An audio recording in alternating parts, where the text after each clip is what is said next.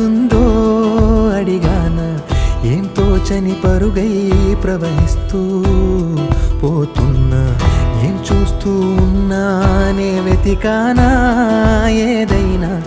ఊరికెనే చుట్టూ ఏవేవో కనిపిస్తూ ఉన్నా,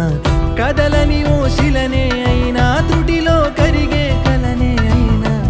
ఏం తేడా ఉందట నువ్వెవరంటూ అడిగిదు నన్నెవరైనా, ఇల్లాగే కడదాకా ఓ ప్రశ్నే ఉంటానంటున్నా, ఏదో ఒక బదులైనను చెరబొద్దు